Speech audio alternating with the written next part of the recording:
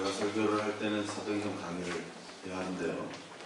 갑자기 설교자가 바뀌어서 사도행전 강의는 여러분이 생각하는 것보다 꽤 많은 시간들이 소요됩니다. 역사책도 봐야 되고 그리스 로마 신화도 펼쳐봐야 되고 또 잘 모르는 도구와 헬라어도 탐독을 해야 되기 때문에 그래서 갑자기 설교 부탁을 받고 제가 사도행전 강의를 준비하지 못했어요.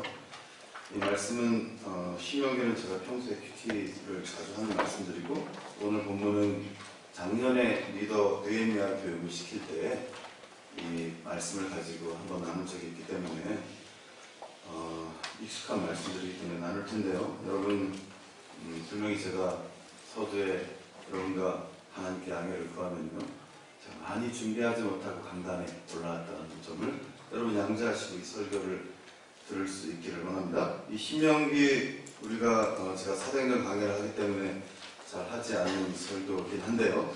이 신명기는 에서 이 신자는 다시 제신자입니다. 그래서 신명기를 한국말로 부르면요 다시 명령하신 하나님의 말씀, 다시 명하신 하나님의 말씀이다라고 그렇게 해석할 수 있습니다.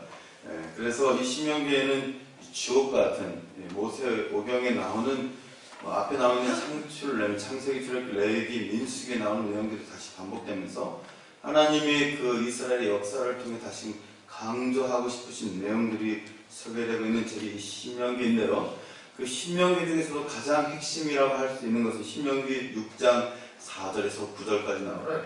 우리가 흔히 쉐마라고 알고 있는 이스라엘아 들으라 너희는 마음을 다하고 뜻을 다하고 힘을 다하여 주 너희 하나님을 사랑하라 라고 말씀하는 그 말씀들이고 그 뒤에 나오는 이제 이 말씀들을 너희도 지키고 너희 자손들에게 그렇게 살도록 가르치라라고 말하는 것이 신명기 전체 핵심이고요. 나머지 말씀들은 그 마음을 다해 뜻을 다해 힘을 다해 하나님을 사랑하라는 말씀들을 돕기 위한 뒷받침하기 위한 말씀들이 나머지 말씀으로 이루어지고 있는 구조가 이 신명기인데요. 오늘 우리가 함께 읽은 27장 14절에서 20절까지 말씀은 이스라엘의 왕을 세워야 하면 어떻게 세워야 하는지를 가르치고 규례하고 있는 말씀이 오늘 본문의 말씀입니다. 굉장히 아이러니한 말씀이 아닐 수 없는데요. 왜냐하면 하나님은 한 번도 하나님 심중에 이스라엘에게 왕을 허락하신 적이 없습니다.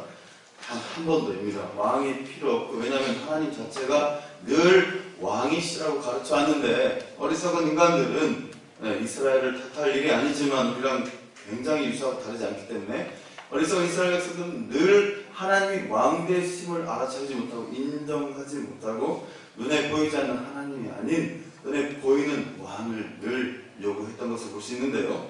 오늘 이 본문의 말씀도 그 왕을 요구하는 이스라엘 백성들 앞에 제가 하나님이라면 단칼에 그 백성들을 쳐냈을 텐데 왜 내가 왕인데 자꾸 왕을 요구하고 하냐라고 말했을 텐데 하나님께서는 그럼에도 불구하고 그 백성들을 사랑하여 주셔서 너희가 정작 그렇게 원한다면 왕을 뽑아라. 그렇지만 왕을 뽑되 내가 원하는 가치나 기준들을 잃어버리지 마라라고 말씀하고 있는 것이 오늘 본문의 말씀입니다. 이제 이 본문의 배경들을 설명하면요.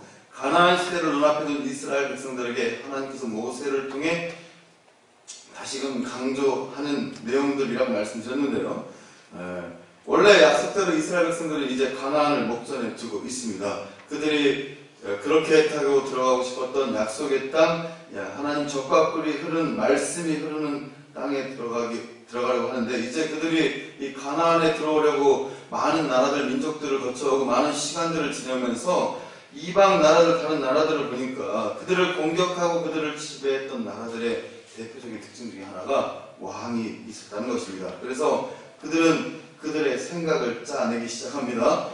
우리는 눈에 보이지 않는 하나님을 섬겨서 이렇게 40년 가까이 광야를 헤매이는데 저들에게는 왕이 있다 보니까 조직적으로 군대를 조직하고 사람들을 모으고 우리를 공격할 수 있구나라는 얄팍한 생각들을 하게 됩니다. 정작 애굽에서 400년 이상 종노릇하는 도저히 빠져나올 수 없는 암과 같은 시간 동안 노예 생활하는 자기들을 아무 공로 없이 아무 자기들이 가진 노력 없이 구출해내시고 지난 40년간 비록 광야에서 유랑을 했지만 때마다 시마다 만나를 내리시고 메추라기를 내리시고 불기둥과 구름기둥으로 인도하셨던 그 모든 은혜를 잃어버리고 이방 나라들이 가진 조직과 군대와 왕이라는 제도적인 장치의 안전함, 인간적인 안전함만을 보고 그들은 이제 하나님 앞에 왕을 요구하기 시작하는데요. 자, 그 결과가 오늘 말씀에 소개되고 있지 않지만 400년 정도 지난 사사기에 보면요,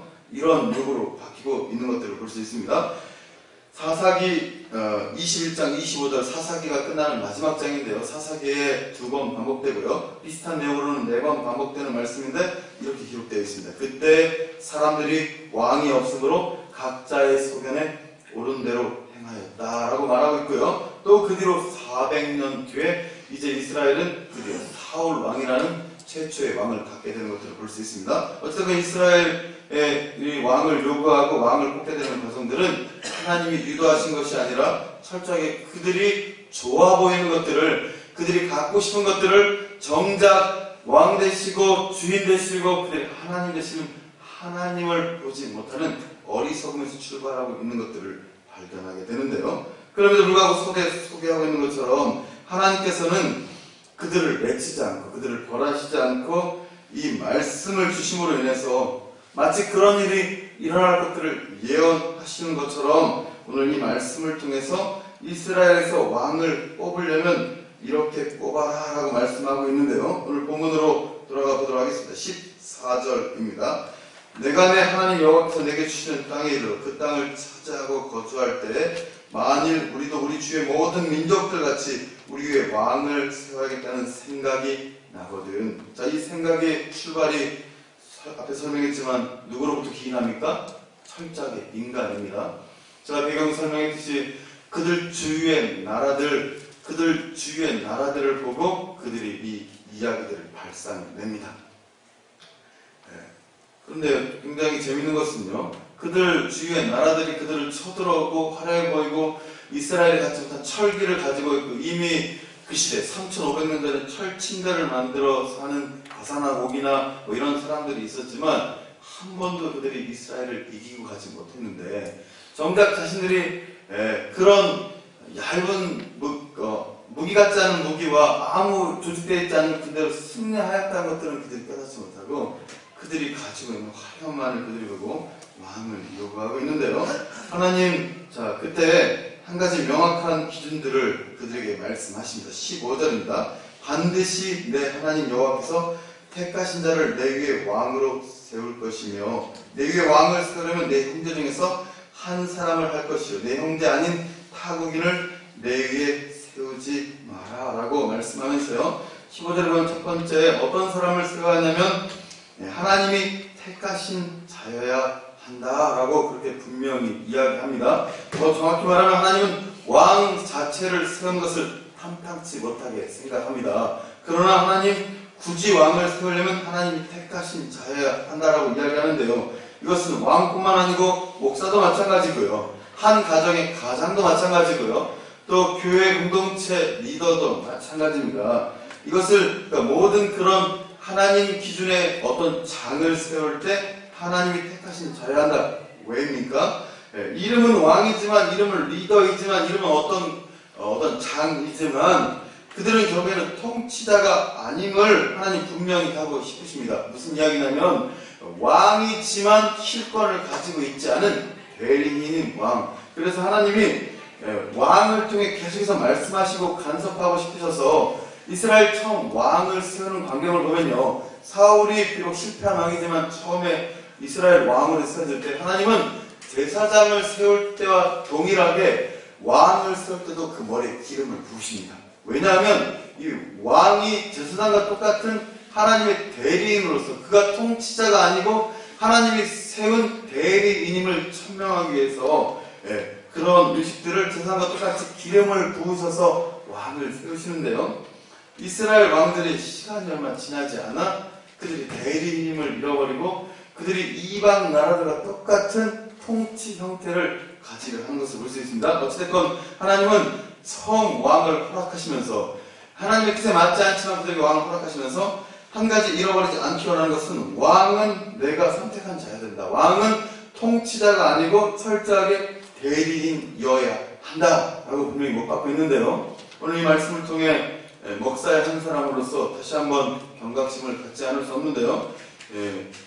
목사의 위치에 있다 보면요, 어떤 일을 결정할 때가 참 많이 있습니다. 어떤 것들을 누군가에게 가르쳐줘야 되고요, 설명해줘야 되고, 결정해줘야 하고, 분명히 잊지 말아야 할 것은 목사뿐만 아니고 여러분 리더도 마찬가지고요, 어떠한 팀장도 마찬가지고요, 모든 하나님 통찰에 있는 모든 사람들이 잊지 말아야 할 것은 우리는 결정권자가 아니라는 것입니다.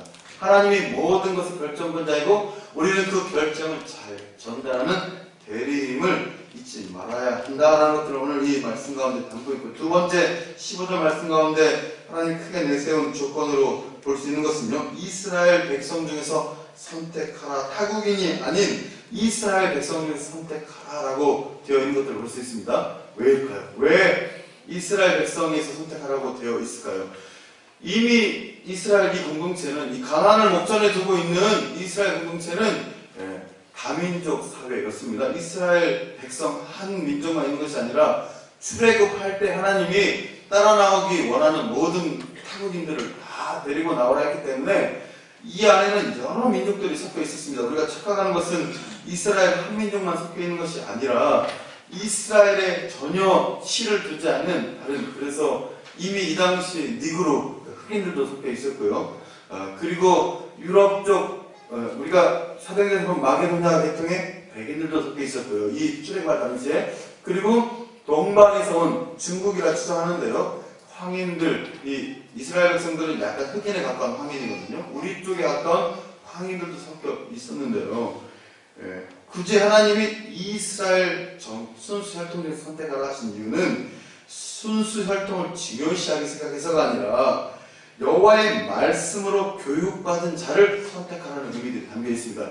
타국인들은 한 백성으로 인정은 되었지만 어릴 때부터 말씀에 양육이 없었기 때문입니다. 이스라엘 백성들에게는 굉장히 좋은 문화적 관심이 있는데요, 그들이 이스라엘 어린이들이 말을 떼기 시작하면 바로 성경 암송을 시키는 특색을 가지고 있고요, 6살이 되면 글을 가르치고 성경을 필사하게 하고요, 12살이 될 때 성인식, 남자가 성인식을 치를 때, 12살에 성인식을 치를 때 신명기의 말씀, 특별히 이 생활 말씀들을 암송하고 이마와 손에 새겨지고 띠를 뜨게 하고, 이러지 않으면 이스라엘 백성을 인정을 하지 않는, 철저하게 그들이 하나님 뜻에 반하고 살긴 하지만 그들의 내면 깊숙이는 하나님의 말씀을 중요시하고 구전으로 들려지고 글로 배우고 듣고 하는 신앙의 교육이 있었기 때문에 하나님 굳이 뜻에 맞지 않지만 왕을 세울 거면 어릴 때부터 내면의 신앙이 있는 사람들을 선택해라 라고 말씀하고 있는 것을 볼 수 있습니다.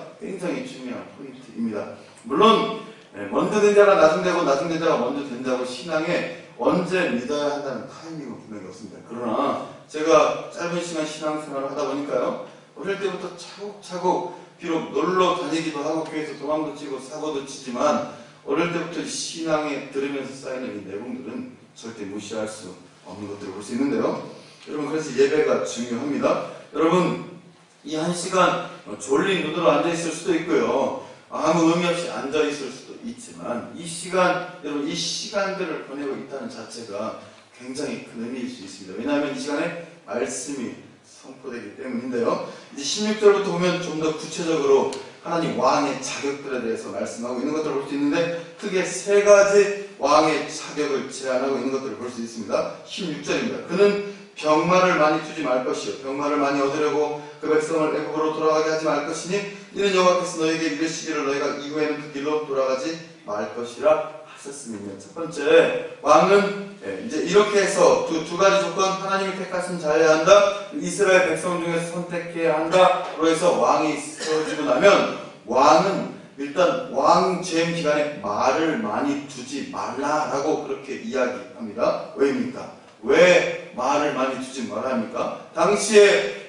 국제 정세로 보고 이스라엘의 상황으로 보면 말, 그러니까 병거라고 이야기할 수 있죠. 근데 대표적인 군사 무기인 말을 많이 두어야 주변의 침략과 주변 나라들에게 이렇게 안전하게 살 수 있는데, 하나님은 그 안전장치인 군대의 가장 중요한 무기 수단인 그 말을 많이 두지 말라라고 이야기합니다.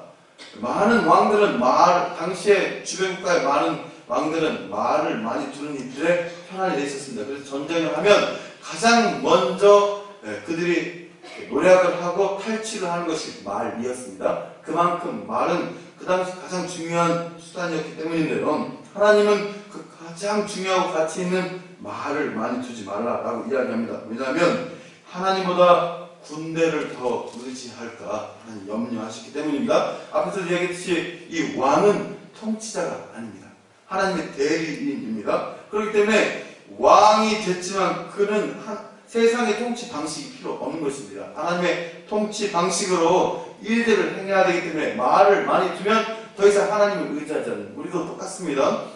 병이 걸렸을 때는 병 때문에 간절히 기도하는 것을 볼 수 있습니다. 그러나 행여나 병이라도 나오면 기도하는 것들을 잃어버린 사람들을 정말 많이 보게 되고요. 또 사업에 실패하거나 재산을 잃거나 갑자기 타자는 병고를 만나게 되면 하나님께 매달립니다. 그러나 조금 시간이 지나지 않아 자신의 얄팍한 수단으로 인해 사업이 잘 되고 나면 더 이상 교회를 찾지 않고 기도하지 않는 사람들을 보게 되는데요. 하나님 그것들을 경계하십니다. 대표적으로 출애굽기 17장에 보면 이스라엘 첫 번째 전투인 아말렉과의 전투가 나옵니다. 우리가 언젠가 설교 시간에도 나눴는데요. 이스라엘이 굉장히 재미있는 전투를 행합니다. 그 철기 문화를 가지고 온 아말렉 군사들을 향해서 이스라엘이 하는 전쟁은 모세의 손에 의해서 좌지우지되고 있는 것을 볼 수 있습니다. 모세가 손을 들면 그들이 이기고 모세가 손이 내려가면 그들이 후퇴해서 지고 있고, 무엇을 상징합니까? 모든 하나님의 백성의 이스라엘의 전쟁은 하나님께 속해 있다. 이스라엘에게 행하는 모든 일들은 하나님이 하신다. 그렇기 때문에 왕은 말을 많이 두지 마라. 우리 삶에도 마찬가지입니다. 우리가 하나님을 신뢰하기보다 더 신뢰할 수 있는 것들을 많이 두는 순간 하나님을 잃어버리게 됩니다. 현대에는 뭐라고 이걸 바꿀 수 있을까요? 돈이라고 바꿀 수 있겠죠. 명예, 권력이라고 바꿀 수 있겠죠. 요즘에는 굉장히 재미있는 이야기가 있던데, 모든 명예와 권력도 돈으로 귀결된다라는 그런 이야기가 있던데요. 돈 굉장히 사람들이 좋아합니다. 필요하기도 합니다. 그러나 저는 한 번도 보지 못했습니다. 돈이 많은 사람 치고 하나님을 잘 믿고 그를 전적으로 신뢰하는 사람을 저는 한 번도 못 만나봤어요. 여러분 만나보셨을지 모르겠는데요. 물론 부자를 우리가 맹목적으로 탓하는 것이 아닙니다.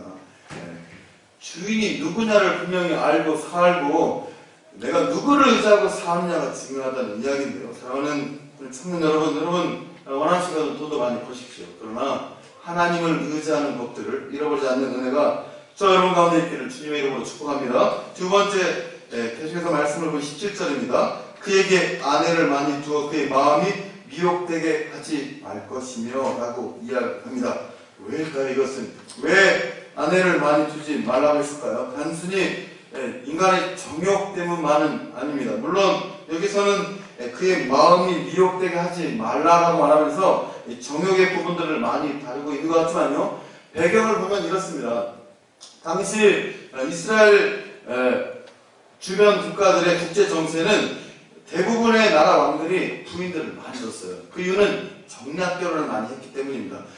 여러 나라들에서 부인들을 데려와서 정략 결혼을 하고 휴전을 선언하고 그래야 국제 정세가 안정이 됐기 때문에 아내를 많이 두는 관습들이 있었습니다. 그런데요, 이스라엘에게는 이것들이 불리한 상황으로 작용합니다. 앞에서 말했듯이 하나님보다 더 이방의 나라들과 협정을 맺어서 중요하게 여길 수도 있지만 이방의 여인들이 오면서 하는 행위는 뭐냐면 그들이 신을 가지고 들어옵니다.